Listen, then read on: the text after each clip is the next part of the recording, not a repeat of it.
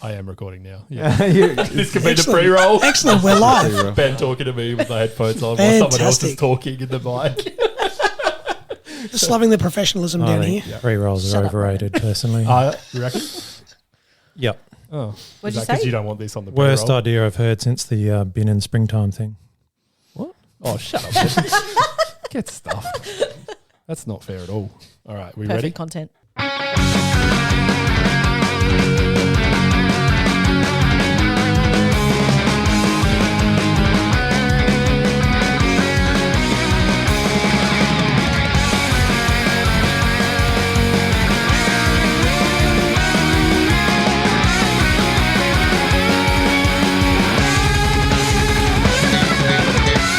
Welcome everybody to episode 3, season 2 of Here We Crow. Yes, episode 3. Who's number 3 this year? Sam Berry. Wow, we know our crows. But it is. I was waiting for one of you to answer. I knew the answer. Oh, it is episode 49 in real. And Ben, hello Ben. Some big names for 49. 3 of them. We have Sean Tasker in 91. Oh. He did move to another number, but he wore it for 9 games. Mark Viska for 33 games. Viska. Great game against the Swans in 1993. Yep. And he played till 97. And Tim McIntyre. Ooh. Everyone remembers that one game in 2012, don't they? Sure do. Yeah. Welcome, Sam. Hello, Daniel. Sorry, not quite finished though. Sorry, Dan. Wow. 43 games in total, 4 goals kicked in that number, and no one got a Brownlow vote. Insane. Welcome, Lauren. Hello, how you going? Good, thank you. And we do have our special guest, Nuffy. It is Showdown Week this week. So we have Romano Negri Krakowski. Welcome, Roman. Yeah, thanks, Dan. Cheers. Welcome back, Roman. It's a pleasure to have you on for the 4th time. Something like How that. many times? He's phoned it in a few times. I think I've phoned in a few times, Yeah. but I've been lucky enough to get down to the studio twice, I think, now. It's my second time. You're definitely one of our favourite nuffs. Not that it's a competition. Always love it. No, but I might have to. I don't know if I'm going to be able to continue because I've got to declare a conflict of interest. Oh, you do? Yes, you've got an announcement to make. Yeah, unfortunately, I've just been employed by the SANFL, so I don't know how often I can keep doing this podcast. Really? Straight off the bat. Yeah, right. Yeah. What are you doing there? Taking the role of ICT business partner, so basically ICT manager at the SANFL. Cool. Getting those big sandful bucks. Oh, that'd be lucrative, I can only imagine. Extremely.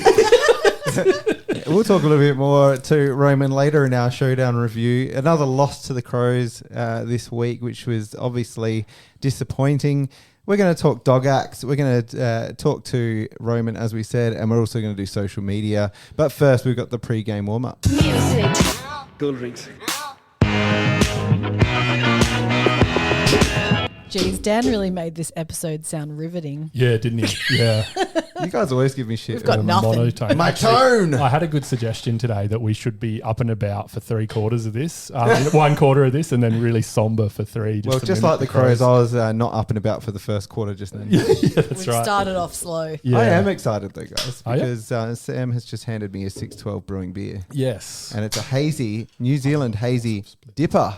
Yes, this is brand new. This was only canned last week. So Wow. I walked into the Tonsley Hotel bottle shop this afternoon, and my friend Nathan, who is a big listener, he's actually the guy that bumped our New Zealand stats Oh, while wow. we were Thanks, over in Nathan. New Zealand. So so he said, "Have we got a beer for the podcast tonight?" Because he's been listening to our back catalogue. Oh, wow. Yeah.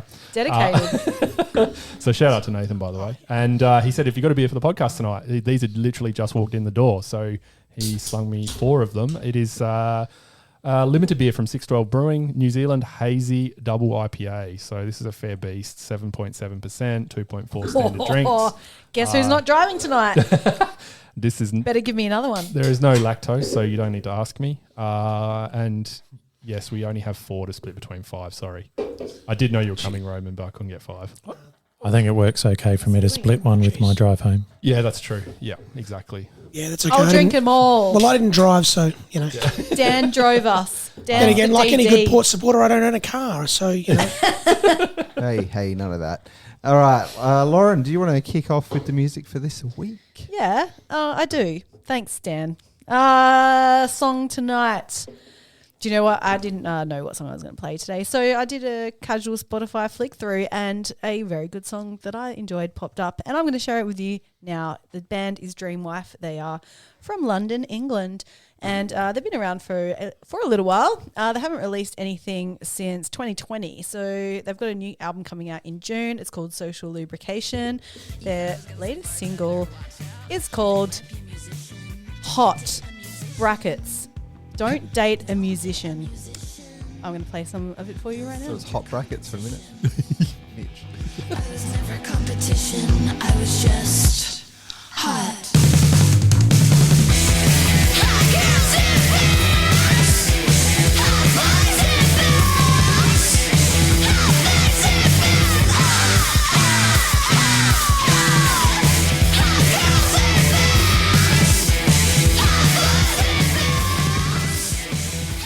Anyone got any Panadol?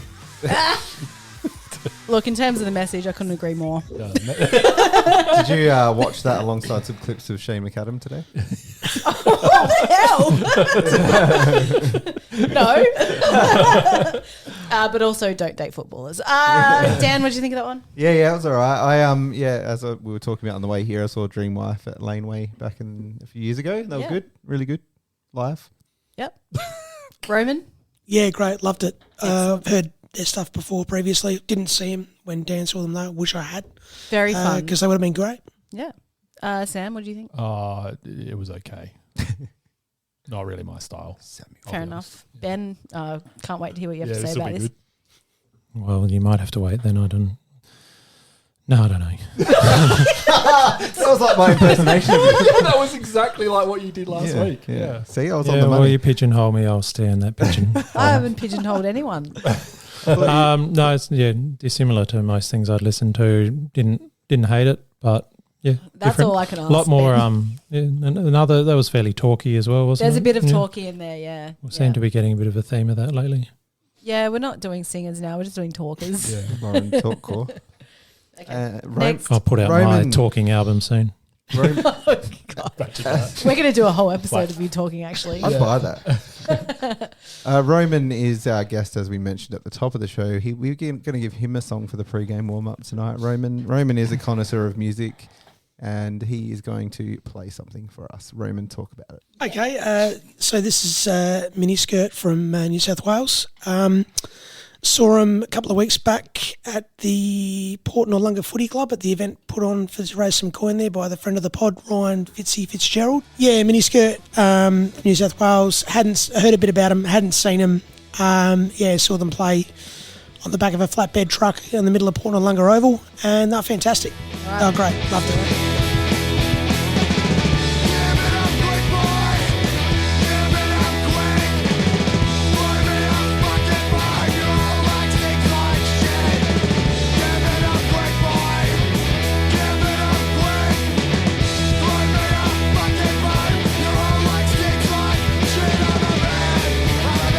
I'm a man. Now you're a man. man. That was beautiful. It's a nice song. I liked it. Dan, what do you think? I'd like to see them live. Yep. Yeah. For those who didn't see us last week, because we're not a visual podcast, one of the members of Stiff Necks was wearing a miniskirt T-shirt. So Yes, a he little was. bit about them then. Sam, what do you think of Miniskirt? Yeah, it's good. I like miniskirt. Oh, so you like Miniskirt but not Dreamwife? It's basically the same thing, yeah, that's right. I just don't like females. Misogynist. Wow, that's I knew that was coming. Ben, thoughts? Probably just a bit heavier than I'm going for, but well. that's just my own problems. Ben, do you have any songs tonight before I go to mine? No. No. Sam's like, thank God. What I'm going to do We already got three. with my song, I'm going to meet you in the middle and Play somewhere the Eels. between those last two songs. No, not the Eels, not Radiohead, and not Daft Punk. Or Gomez. But I'm going to play a genre that you might expect me to play tonight. Would you like to guess, Ben, what it might be? A bit of jazz. Yes. No, it's a Melbourne indie post-punk band. They're called RVG. They toured a little while back in the Adelaide Festival with Julia Jacqueline, which I got to catch them and they were really good live. Their third album, Brainworms, is about to come out in June on Ivy League Records, and this track is called Squid.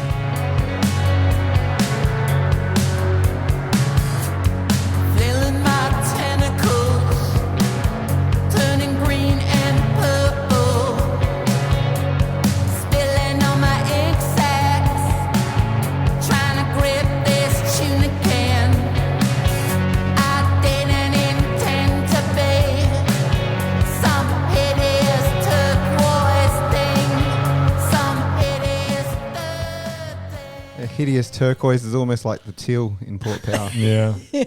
Sam, what do you think of that? Was that lead singer a female or a male? That'll Female. determine whether I like it or not. I think they're actually non-binary. Oh, okay. Yeah, Yeah. sorry, I should have. Yeah, that's Wow. very So rude where of do me. you sit on that? Yeah. Sam? No, that wasn't really my cup of tea. The asking whether it was a male or female was just me trying to be funny. Oh, so you didn't like the song? Okay. No. Lauren?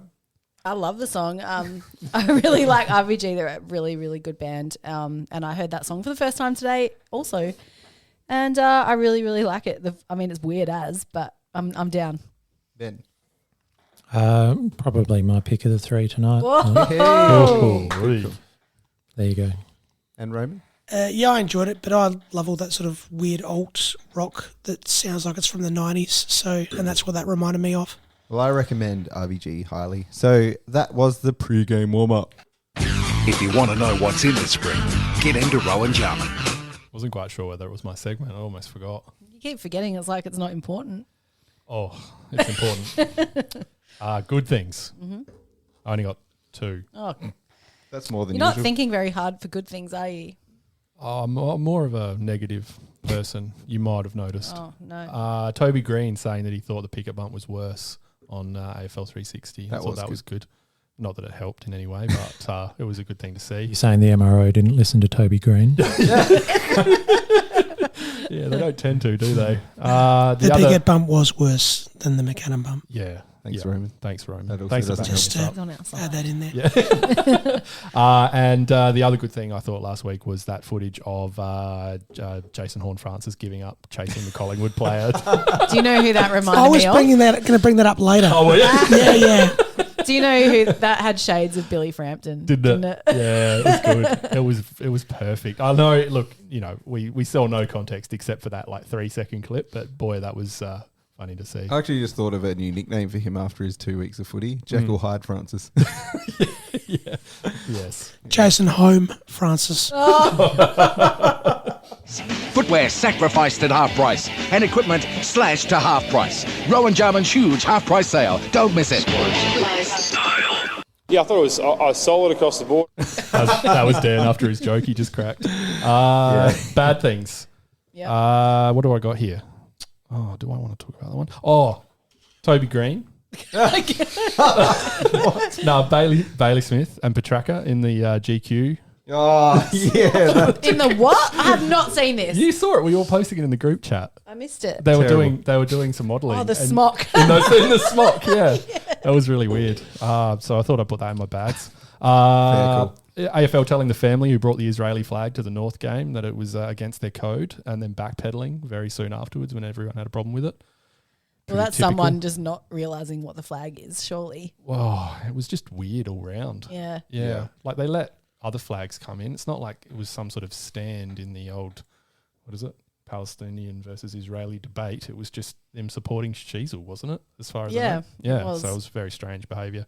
Jared Waitley, the beggars belief. Oh, my God. They're more than half an hour behind on the head trauma debate in Adelaide. God, he was just awful last week, wasn't he? He is dog shit. Yeah. I was so angry. I used to really like Jared back when he was at ABC, and even when he first went to Fox. But now that he's in that SEN sort of camp, Jesus, it is bad. They just love to fan the flames. Yeah. And nothing like that is the kind of shit that gets Crows fans riled up, and they know. Yeah. It was just annoying in particular because everybody that you saw on Crow's Twitter was all about like the fact Shane should have got rubbed out, but it should have just been, consistent. Fair. Yeah. Putting me in the bin for saying Freo can win the premiership. Forgot you said that. Not a great start to that. My Gold Coast finishing bottom's looking all right so far. Yeah, it's not bad actually. The Gabbers generator. That was so funny. That was funny. It really was a moment in sport, wasn't it? It was. Yeah, it was good to see. Festival sideshows being released well after the festival goes on sale. Don't get me started. Yeah. That has been an absolute nightmare with Daydream Festival, but anyway, we'll keep It's moving. like the promoters love to fuck with Adelaide, isn't it? That's it. Exactly.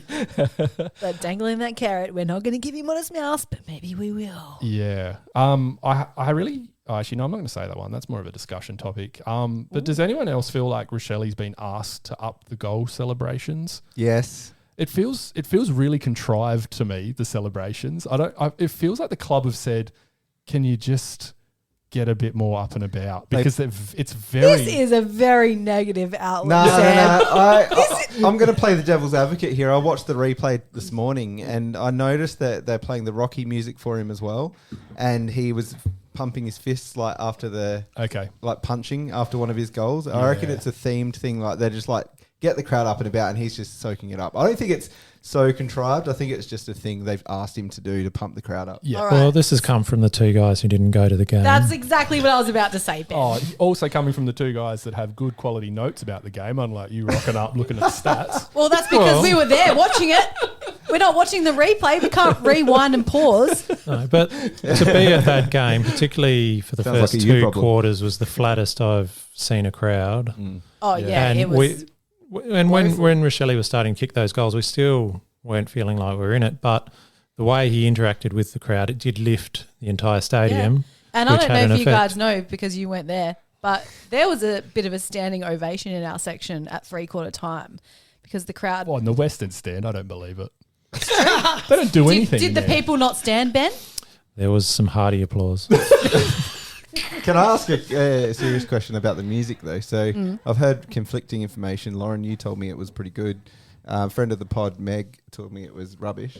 So I think it's definitely an improvement. It's really not my taste. Well, they doesn't turned sound My like- Hero off. yeah, anyway. My Hero wasn't. My there. Hero not played Thank a single God. time. So they Now- seem to have swapped that out for Seven Nation Army. Yes. by But White also, Stripes. Improvement. were they actually playing a theme song for different players? Because Tex Walker, did he have Kings of Leon or something? Yes, that is Ben and Al's theory. Ben and I talked about this, Yeah. and it is a theory that they are playing songs for the The players. problem is the sample size was so small because of the amount of goals we kicked. Well, it was hard to tell. I can Multiple goal kickers didn't happen very often. I can confirm that through watching the replay, Rochelle definitely had the Rocky theme music on two of his goals, and Tex had, I think, Kings of Leon, and I saw him actually bopping his head to it. And do you know what Rankin's song is? What? And praise the Lord, it is Whoomp, there it is. Oh, Which brilliant. is one of my favorite tracks from the 90s, and my respect level has just gone crazy. Of course, we'll hear none of those songs at the Port home game this week. I think you hear a few more than you think. that's enough whinging. I'm done. You done? Hey guys, this is Sholey. Here we crow. Okay, let's talk about the game that just happened between the Crows and Richmond. So, yeah, it's a bit like that. I didn't get to watch the game live, unfortunately, like Ben and Lauren, but did watch the Oh, replay. you'd have no idea what you're talking about then, dude. No. I didn't watch the KO Mini this time. I watched the full replay. And He punished himself with a full replay I did it too. in slow motion. Just to be clear, Dan and I will be at pretty much every game. We just Yeah. had other things we needed to do this week. But I did analyse a lot. Like when I reflected on the game initially, I was like, is there a team more lost than us right now? Like we just don't know what we're doing. But when I watched the game, like there was lots of things that stood out about what we're lacking in. You know, obviously, and I sort of stand by Nixie a little bit with his comments of like our best is good enough, because it's certainly, you know, to come back from 45 points down to 1 point down, we're obviously doing something right when we're playing at our best. And, you know, but we can't rely on 1 quarter or 2 quarters of that. You know, we've got to bring it the whole game, and we just can't do that. But there was a bit of a lack of heart in some situations too, and I know the players have copped it for not remonstrating when Paddy Parnell got knocked out. I reckon got to agree with that. Surely you've got to remonstrate a little bit. Rory Sloane was right there with his back to it, and you know didn't turn around to see that Paddy was knocked out. Ben has a rebuttal for you there. Go. I just briefly saw it on the TV at Sam's tonight, and it did look like as the ball came out in the tackle, he picked it up and was looking for options. Yeah, he was. So it wasn't exactly like he saw the action that occurred. No. So he'd be remonstrating something he didn't know what had happened. Exactly. But someone should have remonstrated. Even if there's no remonstration at the time, you probably want to hassle him a bit more through the game. Yeah. Just something. You talk about remonstration, but the AFL are like trying to stamp all that sort of stuff out of the game now. You're like, you're allowed you go to and push remonstrate. someone around, You know, you go for a bit of a push and shove, you're going to end up a bit lighter in the pocket. You know, Oh, I yeah, can not a brawl, more just sort of understand it a little bit. Just a little jumper shove there, Roman. You know, Yeah, okay. little I collar don't grab. know. Yeah. I didn't think it was as important as a lot of people have made it out to be, but don't know. No. I took a few other notes on there. I think, clearly we can only play in short bursts at the moment. A lot of our older players seem pretty cooked. Talking like Brodie Smith, Rory Sloane. Brody Smithers, you're going to the glue factory, friend. Oh, he's done. Rory Sloane. I told you last week. It's been years. Rory Sloane struggled a lot more from week 1 to week 2. Our kicking is just not at the level, like kicking for goal. Like that kicking for goal, I nearly vomited watching that in the second quarter. I was like, it is so bad. Like just when you need that momentum, and like they could have been in the game at halftime if they kicked straight. When they started kicking straight, lo and behold, they were back in the game. Well, they didn't even kick that straight in the third quarter, really. Yeah. It was just mammoth momentum, but we didn't make it count on the scoreboard. It was just so disheartening, and I can only imagine how the players feel working that, because we worked so much harder for our goals too. The turnover goals to Richmond were just like killing us. They'd just run through like we were witches' hats. Defence was an absolute rabble for most of the game. Like they were shocking. Understandably, though. Yeah. They were just... defence. call. Yeah, defence is going to look bad as well when they had so many times where they had 4 or 5 players just outside their forward 50 with no pressure on them. No defender's going to look awesome when they're kicking easy kicks to people on the chest. You're going to have a defence that looks poor. And the midfield strategy again was questionable. Richmond, the ruckman for Richmond, their strategy was just to jump all over Rob, and Rob just looked kind of like he didn't know what was happening when it happened. There was one classic one in, I think, the third quarter where Nank just, like the ball bounced towards Rob, which was rare because he had a lot of bad bounces towards the other direction. But this one went pretty much to his hands, and Nank just jumped over him and stole it. Yeah. And he just looked lost, like, what just happened? Yeah. Look, and they went straight in for a goal. I want to interrupt the Dan show to actually defend Rob a little bit because I feel like he did play around the ground really well, especially in the third term. He was probably a pivotal player in a lot of our actual turnovers and goals. He took a few clunking marks defensively and in the forward line.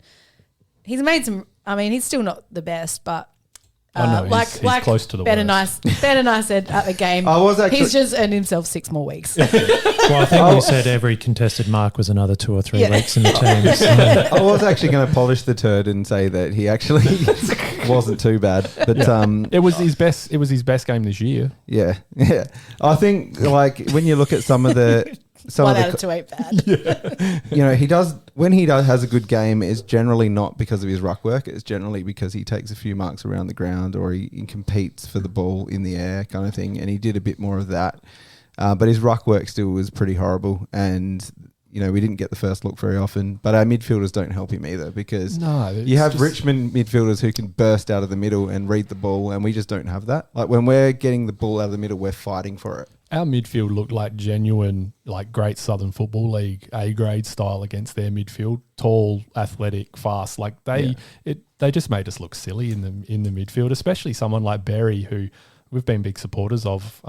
Certainly last year, he's come into this year just looking shocking. He just sort of just runs around. He's straight lines as well. If a player tries to step around him, he's got no sideways movement in his body at the moment. I don't know if he's got a niggle or something, but he gets going up to speed, and if they move, he just runs straight past them. He's cooked, which is not good. And why is he playing over someone like Zach Taylor? But we can get into changes down the track if he is injured. We obviously got up on top in the midfield in the third quarter, but it was a lot of the intensity of the players lifted, what am I trying to say?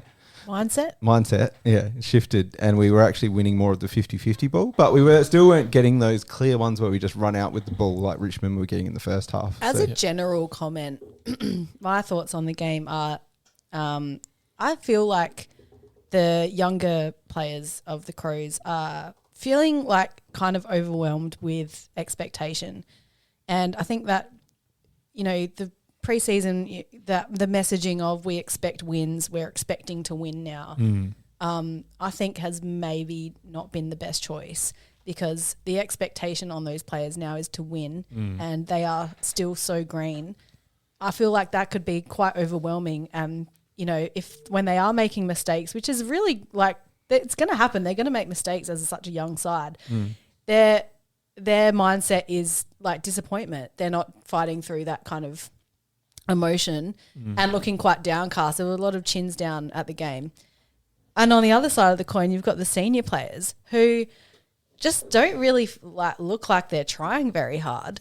Dawson rightly came out this week and said that there needs to be stronger senior leadership on the ground, which I'm so glad he brought that up, because there isn't any. It's very obvious that there isn't any. And I think it's because the senior players that are in the side, Taylor Walker, Rory Sloane, Rory Laird, or maybe not Lairdy, but, those kind of players, they've heard it all before.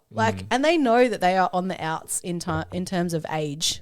Like, they're not going to be at the club in the next 2-3 years. So why should they give a shit? But do you reckon them being there, being such pivotal, well-known figures in the club, doesn't help someone like Dawson really put his stamp on the side as well? Do you think there might be a little bit of an element of that? Probably, yeah. Which is why I'm happy that Dawson just straight out came out and said it this week, that they need to step up as leaders, because they probably need the wake-up call. Yeah. Hey, you want to leave a legacy on this club. This is now the time to do it. They need to support him better as well. And I think Dawson will have a stronger character than, say, if Duday got the position. I think he'd be better at standing up to the more experienced players. Yeah, absolutely. So that is just my general thoughts on it. I feel like it is only round 2. Like, we've played 2 games of football. Yeah. People are, and I mean, let's be real. The first half of that game was catastrophic. Like, so bad. The round 1 game was terrible. This was really bad. Yeah. But again, we did play that 1 quarter, and I know that's not enough quarters of footy to play, but we need to let time happen. Well, it's no surprise that we faded in the 4th either. With the week before, we came off the short break. I know I don't want to use it as an excuse, just as I don't love the goal kicking misses as an excuse for losing a game. But GWS also went over to a terrible team in West Coast and lost. Yeah. So I'm probably captain negative of this group, but I am not feeling negative after that game at all. The first half was bad, yes, but we managed to find a way back into the game, and perhaps if we weren't so cooked, we might have held on. Or if you can them. spin a bit of a positive, that third quarter was bloody exciting to watch. It showed what we can do, and we string it all together. And I think this week against Port is going to be a big tell in terms of where we're actually at, because we're rightfully a bit cooked after playing what both GWS and Crows players have described as one of the hardest games they've ever played. Yeah. I think this week's going to be a big tell of where we're at. I wish Pedler had some more class.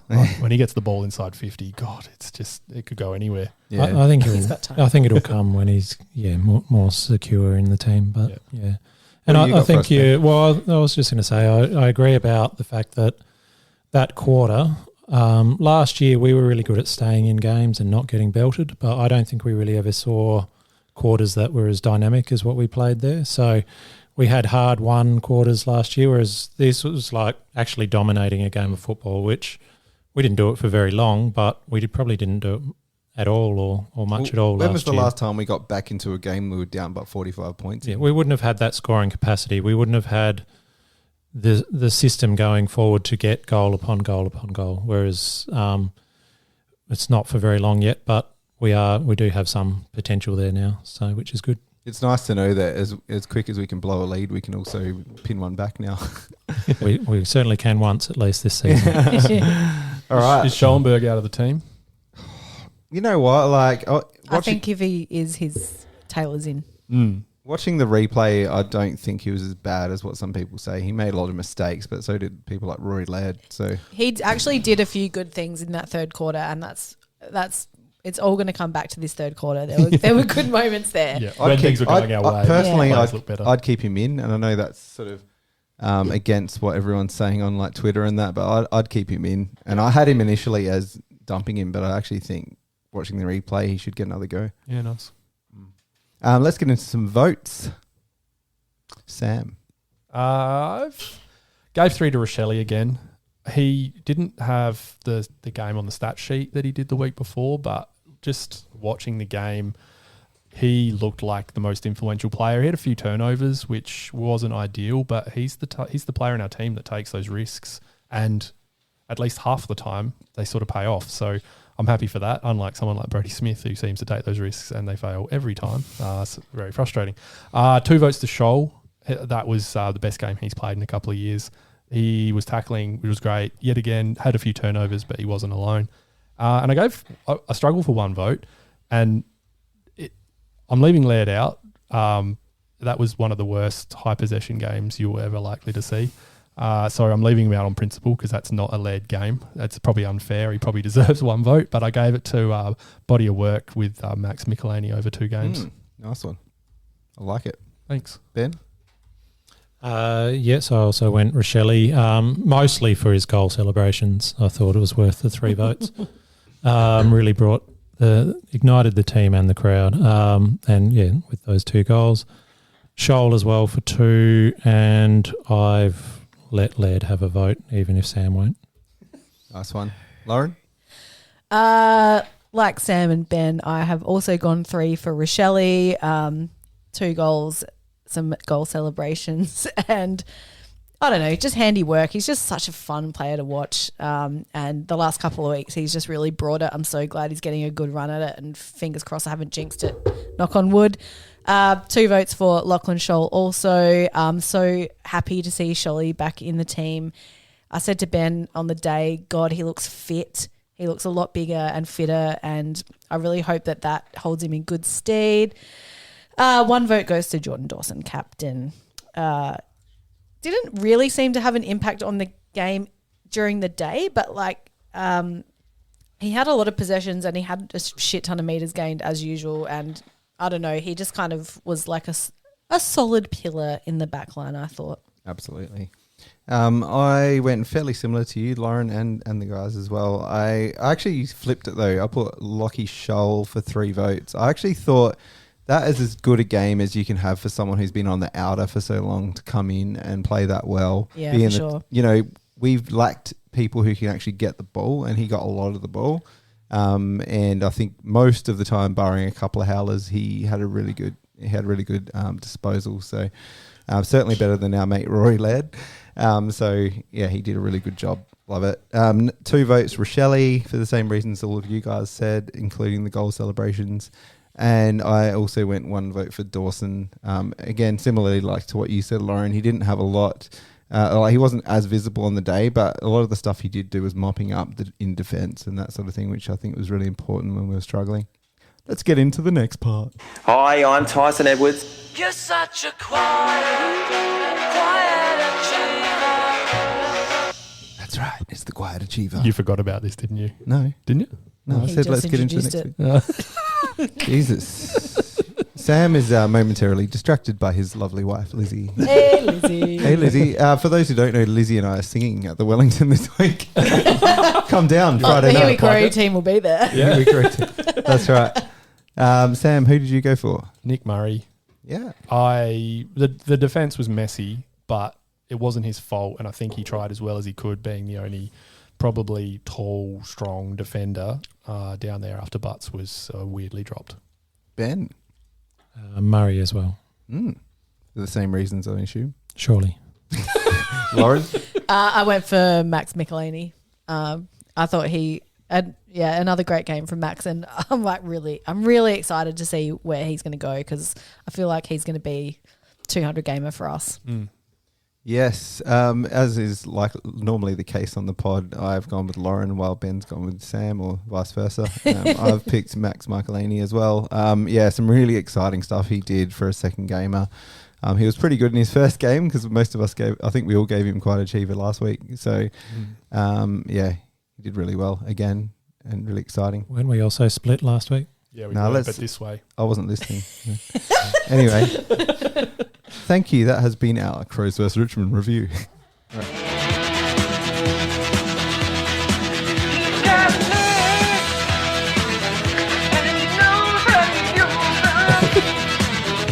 Darcy Fogarty does know how to use the legs. In fact, he kicked our first goal on the weekend, which was fantastic. Didn't do much after that, and that's because he's pinged the knee. Pinged the knee. He's He pinged the knee. ended up with 3. That's not the bad. official Doc Larkins term. Yeah, he's pinged his knee. The doctor says. Anyway, Is he going to play? we don't know. It's a 50-50. Channel 9 reported last night that Darcy Fogarty potentially will not make an appearance in the showdown because of said knee injury, but he had a second scan today. It was all strapped up. He said he's feeling good. Of course he did. Who knows? Are we going to suffer without Fog? Yes. Yes. I think we'd suffer if we went in with a half-done Fog. Like his game is about being explosive and whatnot, and if he can't propel off that knee, then get in someone who is fully fit. So Port- you're saying, Port don't Ben, have- we should put him on ice? If he really truly is injured, we need to put him on ice. Well, yeah, we didn't with Duday last year, and that worked a treat. So Well, it is early. It's early days. It's yeah, not the end of it's important. Surely we give Gallant a go if he's out. 10 goals in 2 weeks And played well in the showdown. in a that, Sam? genuine Sandful trial game. We'll talk about that. We'll talk about that a bit later. But then again, our potential backline is so undersized that even 75-80% fit Fog could probably exploit it. That was the joke I was going to make, and you said it for real. That's because I'm so disappointed with our backline. We'll get into that. Anyway, we the eyes are on Fog this week because we need to know if he's playing and if he is truly injured. And anyway, best of luck, Das, because we need you out there, brother.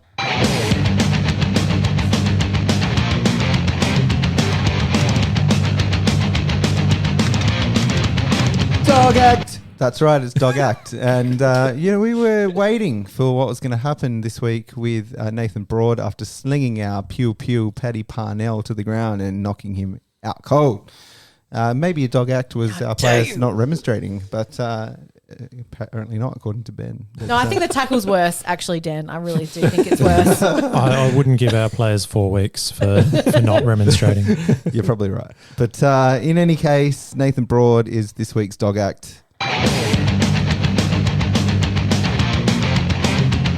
When you give Paddy a sling, it's not a good guy thing. It's just like leaking nudes. Dog Act.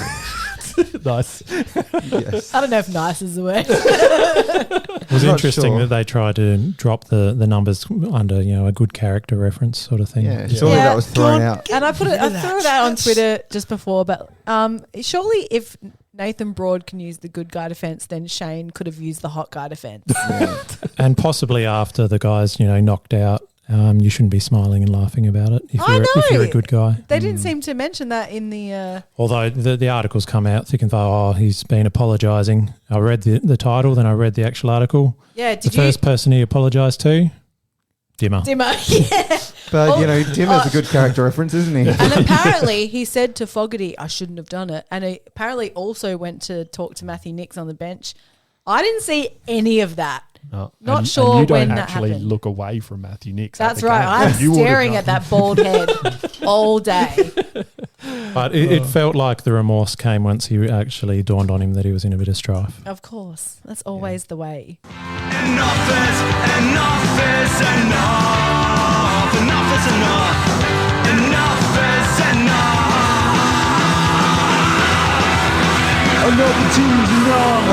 Oh, he is back. It is our diehard, passionate, realistic pair supporter. It is Roman Kukowski. Thank you again for joining us, Roman. We're here. It's Showdown Week. How exciting is that? I'm just lifting up. Not very. Well done. This is our third quarter. Yeah. Yes. I'm up Dan's and about. lifting off. I'm up and about now.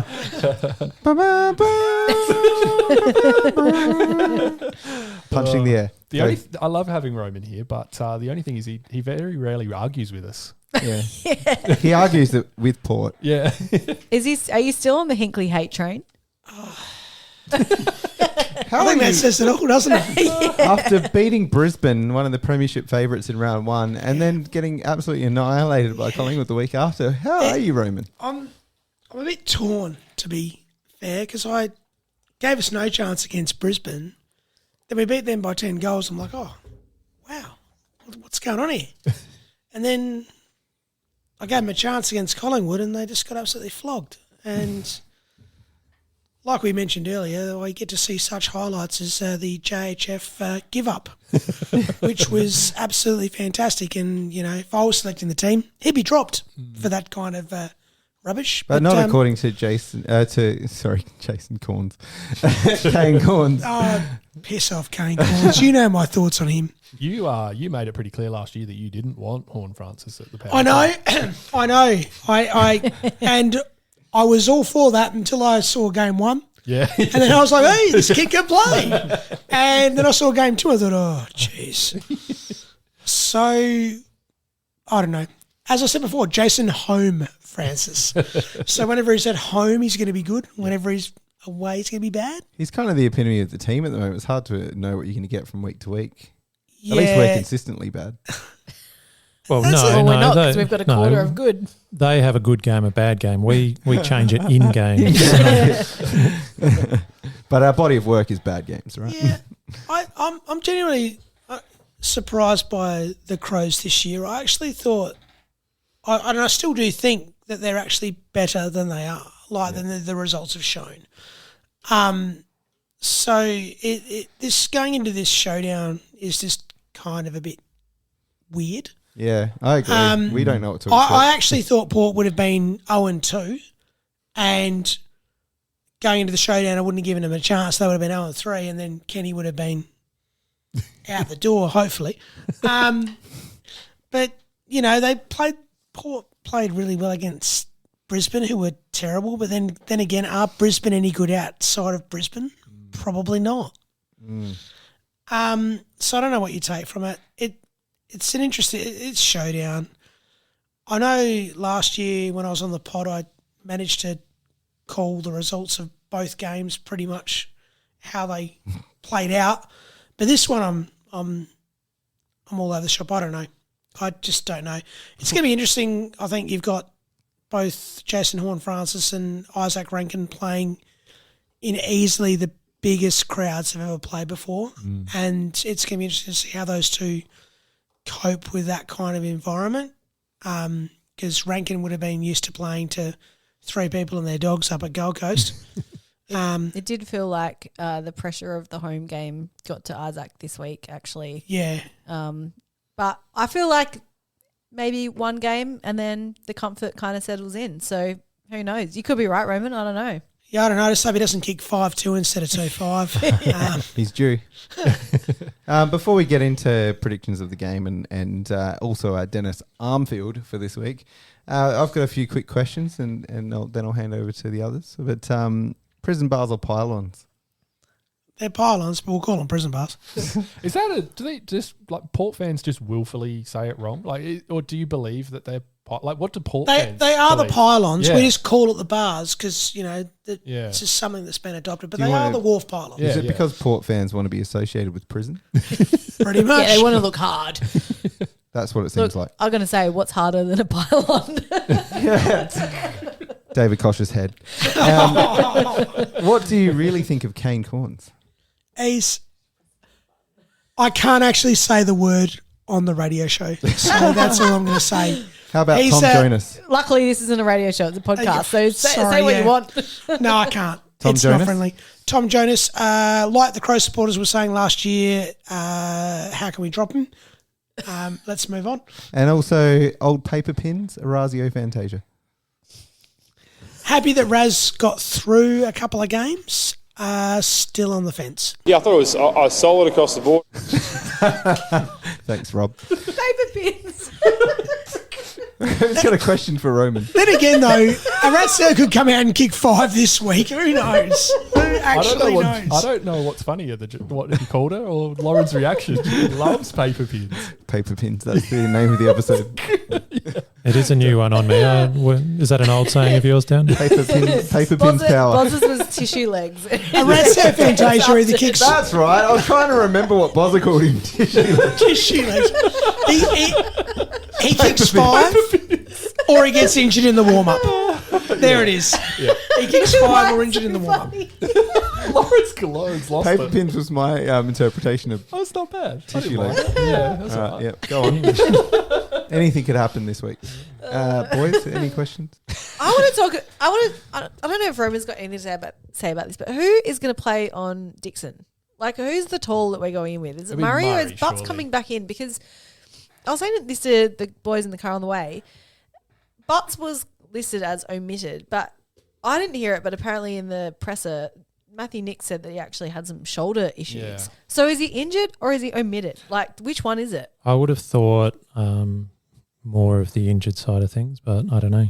Then why don't you say it? Yeah, exactly. Because clubs are weird. Hamstring awareness. I don't know. Shoulder Maybe awareness, maybe just it's being aware maybe of it's something this they think area. if they put it in the public sphere, it can get taken advantage of by opposition players. But That's so I don't know. dumb. It's That's just such a Well, nuts there's that, thing. but then there's like omitting him in a pretty like important game, your first home game of the season, and then having, you know, the majority of your fan base being like, "What the fuck are you doing?" Well, that's what I was just going to say. It means Yeah. all us nuffies sit back here and go, why the hell was Butts dropped? Why was he omitted? It Of was all not the players, Yeah, yeah. of all the players we could have dropped, we dropped one of our like only key defenders. It's just weird. It's an interesting one. Like, I did look at the Crows lineup from, you know, the last couple of weeks and thought, geez, they're a bit small, light on, down back. And the Port big guys could get a hold of them. But the shoes on the other foot as well. Like, our back line's looking absolutely, like, apart from Alir in game one, we're looking pretty undersized back there as well. Tom Jonas can't get a kick in a street fight. He probably couldn't even throw a punch in a street fight at the moment. Sounds like a good Dennis Armfield for this week. Could be. Actually, that could be. But like if they get both, you know, if you play Tex, you play Fog, they're big guys and they throw their weight around. Yeah. It does worry me. That's why I'm concerned of whether Fog plays or not, 'cause I think that makes a bit of a difference. But on the other side, like Charlie Dixon's had a pretty reasonable start to the year so far, I think. And We played one game in Todd 2 Marshall- minutes. Todd Marshall's obviously done all right as well. Even though you lost, both of those guys still kicked, you know, mini bags. Mini, It's not a visual podcast. We can't. mini bags. Yeah, like 3 or 4 goals. like the Oz kick balls. Yeah. Yeah, I was going to say it didn't matter. Cool. Did you see the photo, the Showdown trophy photo today that was there with Dawson and Jonas? You couldn't have seen 2 more disinterested players. I don't know why they persist with it. It's hey? weird. Isn't All it? they needed was the plate. Yeah, that's right. Just like end it. Give the kick to Dennis. So we're right behind him, and the Carlton fans are right behind him. Once, twice, 3 times. Oh, look at that. Yes! He's the master blaster. That's right, Roman. I hope you've got your thinking swimming cap on because it's the Dennis Armfield. Who is going to torch the Crows for the power this week after being complete toilet for the last few games or years? I did like the idea of Tom Jonas before just having a big one, but I just can't see it. I'm actually going to go with Tissue Legs himself. Orazio Fantasia to kick Paper 4 pins. on the weekend. And we'll see how, and God. he'll kick 4. If he does that, he'll be out the next 6 weeks. I'll kick 4 and then the knee will blow up Yeah. as he's walking off the ground or in the warm down.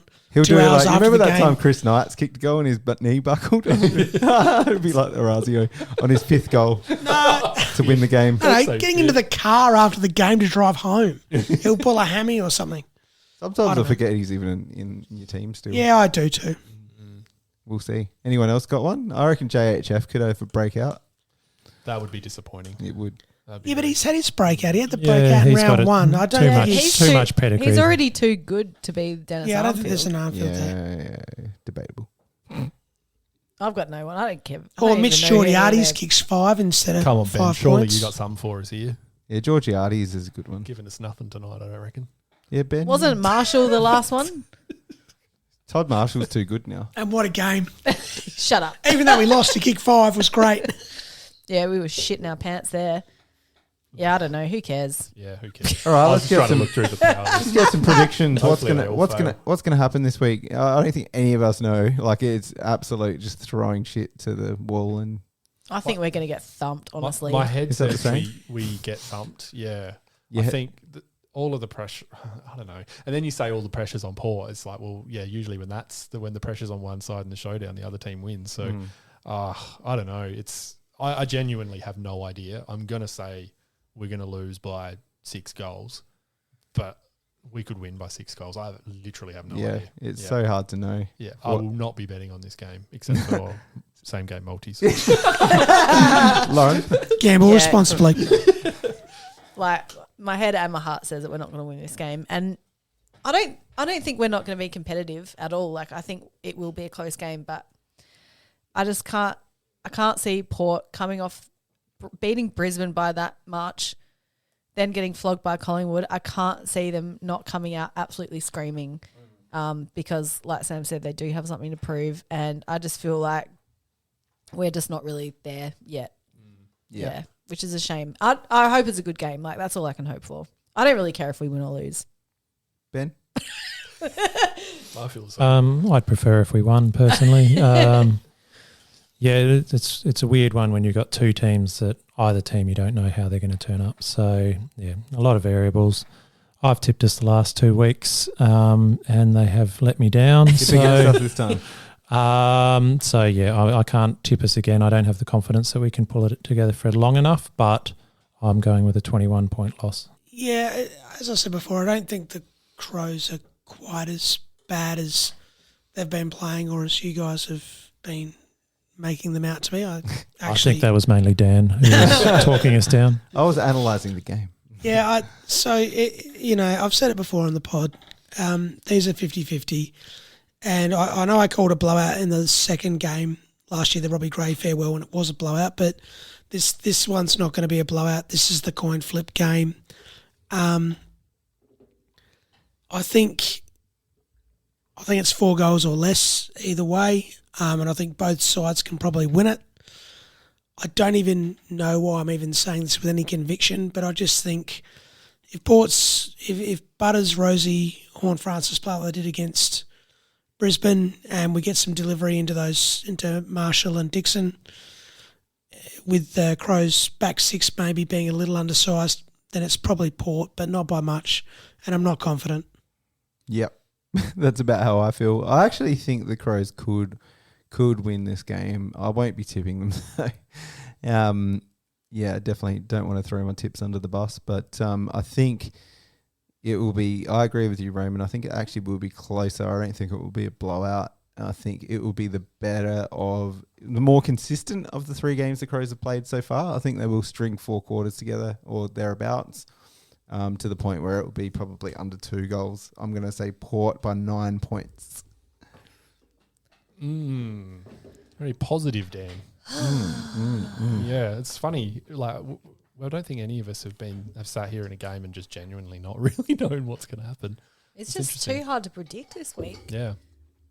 Indeed. And we're all heading down to Strath. We are heading down to Strath, to Ben's house to watch the I'm game. heading down to Strath. Yeah. Ben's taking a long drive down to Strath. This time we're not going to rough it with the Port supporters. Roman will be there if you want to go say hello to him. Yeah, I'll be there. I'll be the angry guy in the Western stand yelling abuse at This is the last game he'll be at before he's in the glass tower of the SANFL. One off.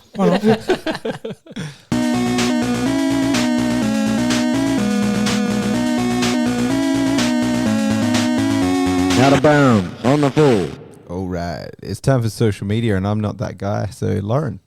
Oh, good one. I'm not ready. No, I did put out a tweet today. Let's see what you got for us Crows fans. All right, so I was like, tell us your ins and outs for this week, because I feel like this is a bit of a contentious subject with the Crows at the moment. Obviously, we talked earlier about Butts getting dropped. Who's coming in? Obviously, we've got Parnell out, McAdam out, Fogg potentially out.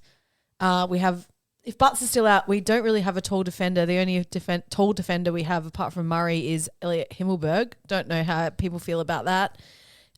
Boise got back to me and he said in. Gallant, Borlase, and my boy Cook. Do you see Brodie Smith getting dropped for Braden Cook? Nope. No, I'd like to see it. But Love to see it. Yeah. It would be nice, wouldn't Can't it? see Borlase coming in either, but him coming in a showdown would be awesome. How's he been in the game so far this season? Because like the last I really heard from Borlase that he probably wasn't AFL standard. So his name seems to be popping up again though. I've heard good things about Borlase, actually, the last couple of trial matches, sample trial matches. So Cool. That's good. that is from Boise though. So yeah. I don't know if... Boise has been at the games. I saw he was there. Yeah, he's actually gone. Whatever time it was, early on Sunday. So yeah, nice. And how far off do we think someone like a Mark Keane is from getting match fit, ready to go? Well, yeah, it can't be too far away. And that's like, Borlase hasn't had an AFL debut yet. So, like, what is he there for? Like, what are we using him for? Maybe he's the next in line. I don't know. Can I please say, play Borlase? Because growing up, he'll know where to kick it and it'll be straight to the bars. Well, that was always the rumours that he was going to stick around at the Crows for a couple of years and then just piss off to Paul anyway. he still might. Yeah, well, it's You see the Guernsey on Saturday, go, that's right, that's where it's going. And we've got another one from Cromrad Clossy, Matt tonight. He says out Parnell, Schonberg, and Fogg, if injured, in Millerer, Taylor, Gallant, Jones as sub, as apparently killed in the SNFL trial. I like to see Taylor get a go. I don't know if it's this week, but I think a lot of Crows fans are hoping that Zach Taylor's going to make a debut at some point. If it's this early, I'm not sure. if Schonberg does get dropped, which I kind of hope he doesn't just yet, I think if he has another bad game, he probably does. But Taylor's like a good replacement for him if he does get dropped. Jones as a sub is an interesting one because I Don't did mind hear it. that he's been playing midfield minutes in the Sandful. So where do we go with that? Taylor, Jones. He's a bit more versatile than, say, like Thilthorpe, I Well, he guess. can play wing and back. So I like Jones in the team. I'm keen to see him back in there. Well, he probably replaces Parnell, Yeah. really. Yeah, don't mind that. Also, Jack. yes. When it takes 2 rounds to break your spirit. Oh, when I read that, I was just like, oh. It's only 2 rounds, Jack. It's only 2. It's 2 games. It's cool. We've got 21 more games to go. Yeah. Look, I think we've all I'm discussed. finished. Oh, Port by 5 goals. Butts and Taylor in. Murphy and Fogarty in. Out. Thilthorpe in from sub to the 22. Oh, I said that weirdly, didn't I? Yeah, Parnell you out can't for read. concussion. On current form, could be 2-11 at the bye, then sack Nicks. All right. Yeah. Well, I did put that question out there. Are we hashtag sack Nicks or are we hashtag back Nicks? Yeah. Because I missed that one. Maddie, someone, I can't remember who it was, but someone tweeted us that they were sad to see. Oh, I think it was Tony, Gold Coast Crow. Yeah. Didn't like to see the sack Nicks hashtag No. back in action. And I think I agree with you, Tony. It's literally 2 rounds. Like, Yeah, you know, I agree. The amount of fans that have just lost their minds in the last 2 weeks. Yes, it's been disappointing to lose. Like, we're there watching it as well, and we're not happy clappers, despite some people calling us out on Twitter every now and then and saying that we got a shit podcast. But if you watched Matthew Nick's post game press conference on the weekend, that was some of the most depressing shit I've ever seen. Like he had his head in his hands for most of it. Like, he is not happy about any of this, but he is equally as frustrated, I feel. But he is also in the 4 walls and he knows that this is going to take more time. Yeah. And I know that we are very impatient. I mean, we are all hating it, but it is literally round 2. me personally, I'm still back Nicks. I do think that if we pile on the losses in this first sort of 10 matches, he's going to have the heat on him. Like, he can't get away from that. But I still think trust it a bit longer at least. Maddie C says Longer than 2 games. Maddie C says back Nicks until the end of 2025, he reckons. 5 years is enough. You can't count season 2020 given it was the COVID interrupted and the training was impacted. Agree. And I agree. I don't think anyone thinks that Nicks is going to be the premiership coach of the Crows. Like, I don't think there's anyone that's in that realm. I mean, I would love to see it. But I think we're all in agreement that Nicks is this interim kind of middle coach where he is building back the culture of the club and developing a team that another more experienced coach will be able to take Maybe. on later down the track. But since he's been there, the recruitment's actually been a lot better. Like he dealt with shit sandwich when he got there. Like the stuff that happened that everyone complains about was done before he came. Like since he's been there, we've got some superstars in. And a lot of the most successful teams have been the teams that have held on to their coach, even though they've had poor performances, but they've come through well. So we'll look at also Hardwick. true. Hardwick's a prime Hardwick, example of the that. year that Richmond won that premiership, he was on the outer at the start of the year. Like they were pretty much like he's going to be gone. Yeah, and even Goodwin went through a pretty tough trot. Yeah, they've stuck with him. Yep. Jack on Instagram, lose. Start looking at the draft. He's a bit sad this week, Jack. Jeez, Jack, you need to cheer up, brother. Digger, Golan in and kicks 3. Okay, so Digger actually messaged me earlier in the week as well after the game. Yeah. And he thinks his thoughts on the game this week were that Rankin had too much pressure on himself, and that's why he didn't play very well. Okay. So I mentioned that earlier, but I actually think he's got a point. I feel like that was probably just a big oh shit, I'm fucking playing this game in front of 40,000 people. Shit, bro.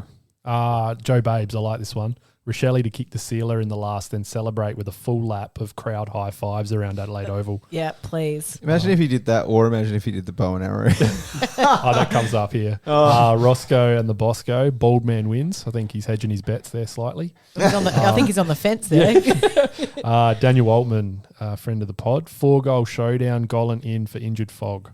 I think people do want to see Gallant. Yeah, they do. Yeah. Especially with McAdam out. We want to see him. He did kick 4 in the first showdown last year as well. That's right. He did. He fucking but so did killed Himmelberg, it. didn't he? And he'll be in the team. Dragon so can have a good game. Done. He's allowed. Truck X. Hate to say it, but the power. Oh, shush. Yeah, we know. Kate. Was that Ben Rutten? Yeah, maybe. Prison bars will help the Crows' mental game by looking like it's only a Sandful team. In the unlikely event of the Crows winning, the pressure on Hinckley will increase by 1,000. We don't want that. Daniel's back. Rochelle to do the bow and arrow and flick off the pair nuffs.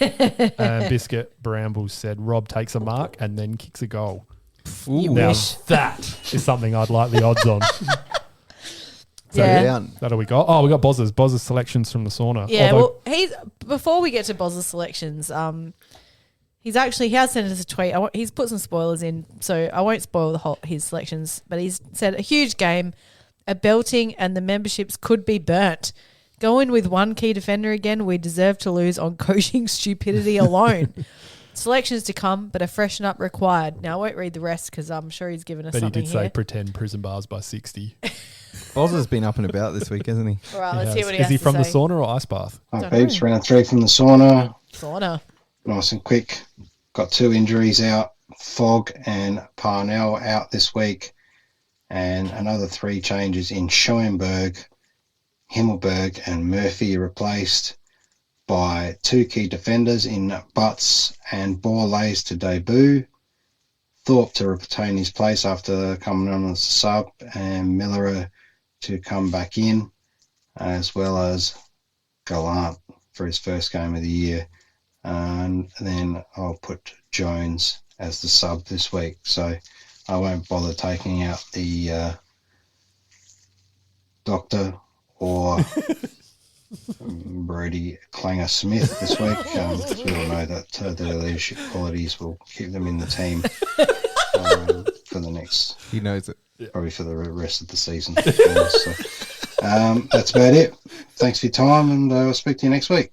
Thanks, Bozza. That was good. Love it as always. Yeah, just wanted to highlight that Bozza has referred to one of the players as the Irish Hezbollah. And saying that they should send a dick pic back to Nathan Broad in response to Patrick Parnell's text message. It's pretty good. Oh, I love you, Bozza. Like I actually don't. Again, I don't mind it. Like, I think he's being a bit harsh on Himmelberg. Himmelberg got dragged from the forward to the back once Parnell was concussed. Yeah, you can't put Filthy in the back. Like, he's rucking him forward. Yeah, I actually called that. I said that to Ben straight away. I was like, "Well, Himmelberg's going back. Like, there's no choice here." Yeah. His marking looked pretty soft when he was forward, though. Himmelberg, he didn't start the game very well. Well, Rahili's just been on the radio saying that he's working on the marking. So, you know, we've seen him play good. Like, we saw him last showdown. He was really good. So who knows? He just needs a bit more confidence, I feel. Thilthorpe back in the 22. I just want him. I just don't understand why he doesn't just play. Like, what is the point in playing him in the twos? I don't understand it. You guys picked him at 2 in the draft. Or where was it 2 in the draft? Yeah. 2. Like, I don't understand why he doesn't play. Like, it doesn't matter if he's, you know, your best or your worst player each week. You pick the guy at 2. He's your future key pillar down forward. I think that's the key they need word. To be playing him. Roman, that is the key word that they're thinking of, and that is future. I think they want to develop him as much as they can in the twos. He's played a few AFL games, but he isn't going to peak for a while yet. Like, he's got so much time. I don't think it's that like much of a concern that he's not playing every game. I don't know if like he brought something as a sub, but I don't think it warrants getting in the 22. He's not a sub. He's not a sub. Stupid selection. It just seems like but they don't know where to play him yet as well. Like, because the forward line, as Dean would put it, is stacked. But also, like, they won't not play Rob. And but you know, it does suck when you've got Logan McDonald kicking 5 for Sydney, and he was like the pick. You know, I'm not disappointed by that. But yeah, do you play Tilthorpe down back? Like, you've got a shortage of talls down back. No, do you try something new? I just think he needs to be in the team, whatever they do. Yeah, to him. I think he either he chops out in the ruck, he plays forward instead of Himmelberg. I don't care exactly. I just think he should be in the team. I think I agree with Lauren. Future is a key word. I understand that. Yeah. And if they genuinely think that playing him in the AFL side and maybe being, you know, getting 5 disposals and kicking 2 points is going to really like harm his development, then you have to accept that's, you know, what they think. They know better than we do, clearly. But I mean, the only thing I can give as a sort of semi-example is, you know, we played Todd Marshall for years, where he was getting beaten up, smashed, whatever, to the fact where the Port fans were calling for his head every week. And look at his year last year. Yeah. I read some tweet today that like big-bodied footballers peak at the age of 27. Yeah. Riley's a long way off the age of 27. Yeah. So, I do agree with you too, Sam. Like, I don't think he shouldn't play games, but I feel like there is a plan. Like, they definitely have a plan for him. We just don't know what it is. Yeah. I feel like it would be silly to not have a plan. Well, yeah. You know, you'd hope there's a plan. Let's say that. You'd hope a player like him's not going anywhere. Oh, by the way, I just wanted to tell you guys, even though you already know, ran into old mate Richudo on the weekend after the game. When had a dinner at Amalfi, which according to not sure if he listens to the pod, but my friend on Twitter, Mikey Nicholson, said is the losers venue. But went there for dinner for my partner, whose birthday it was, and I didn't miss his birthday for the football. I know everyone laughed at that last week, but Roo was there, and just conveniently, I was with my Crows Nuff friend Jamie, who was sitting directly opposite me and facing Roo, and he said to me, he's like, have a look who's hanging around back behind you there, and it was Mark, and I was like, oh, here we go. What's he doing here? And it was weird because he was just like hanging out and drinking in the restaurant. By himself? No, he was like chatting. And he came past me and I yelled out to him. I was like, Roo, what happened, mate? And he said, can't kick straight. And I mean, it's not a lie. Yeah. We didn't go much further into it, obviously. But then he asked me how my dinner was going. Oh. So I'm wondering if he is a part owner in Amalfi. Oh, maybe. Where is Amalfi? On Frome Street. Oh, yeah. Wouldn't be surprised. Yeah. Yeah. Anyway, my You dinner should have was also great, asked Roo, why so- hasn't he got off your board? I'm not asking those kind of questions. I actually like Matt Rashuda. He's always been very nice to me, so I'm never going to give him that much kind of stick back. Yeah. Anyway, But he still shouldn't be on your board. Not sure if he remembered me from the first time we met at the AFLW game, but he didn't mention the podcast, so I'm going to assume he thought I was someone completely I just stuck different. to dinner, didn't ask how the podcast was no, going. unfortunately. I wasn't wearing my Huey Crow shirt, so... Anyway, just Speaking of, there's a segue. Go on, Sam.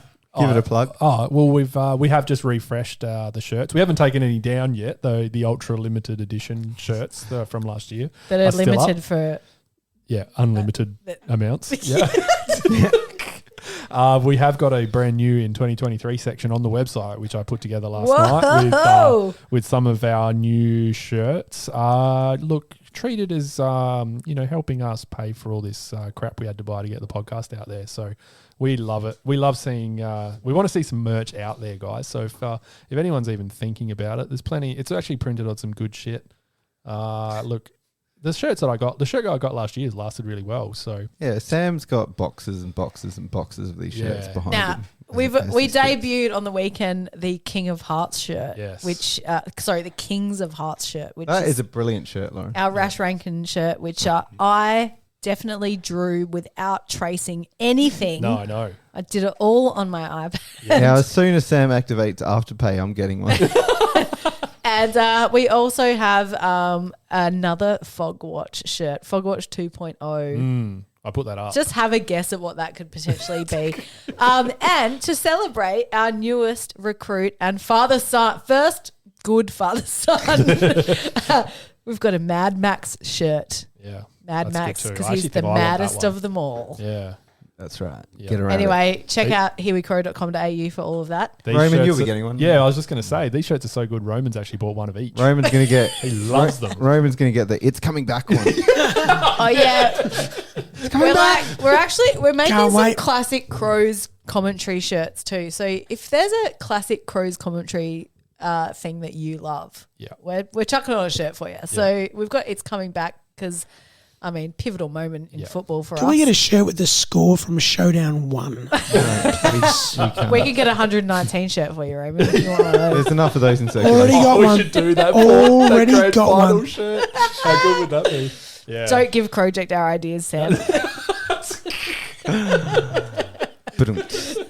All right, we done? That it? We're done. Let's talk about this beautiful beer. First, Dan, you've been very fantasy. We can talk been about fantasy. very modest so far, Dan, about your fantasy.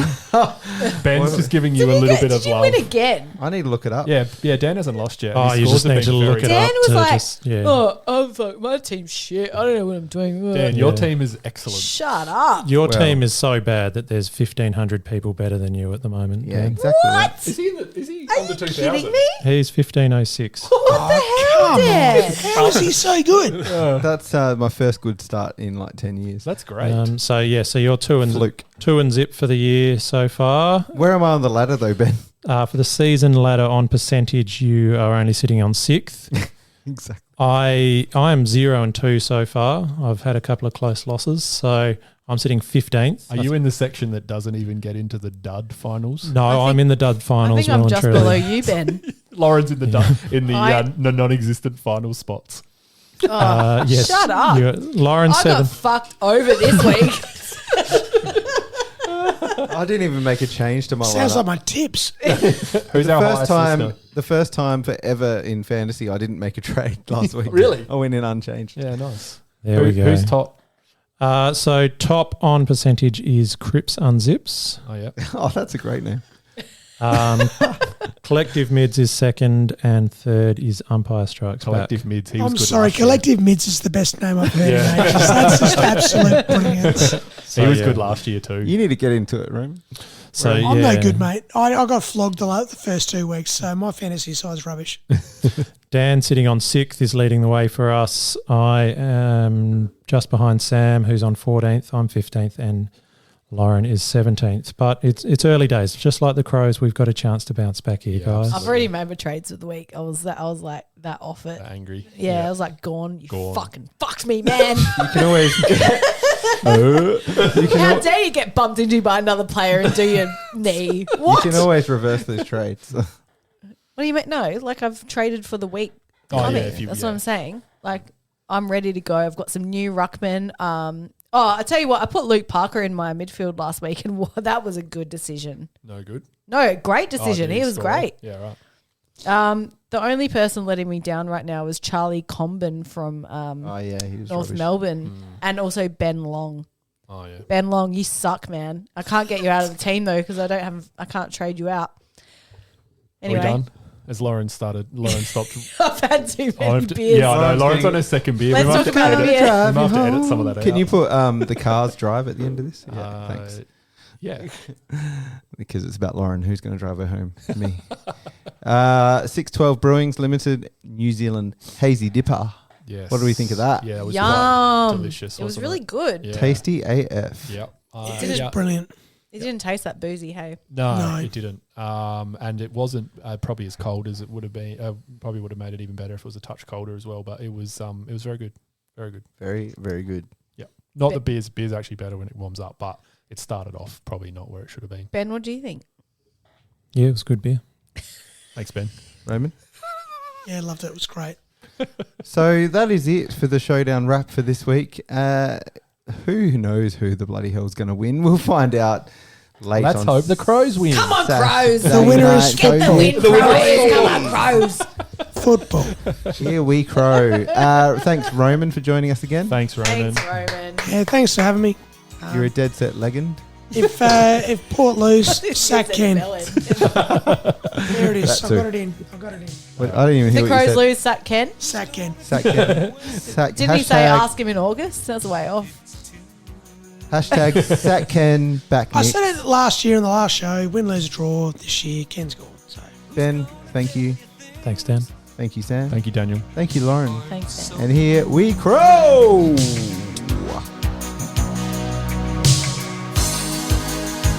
You can't go on thinking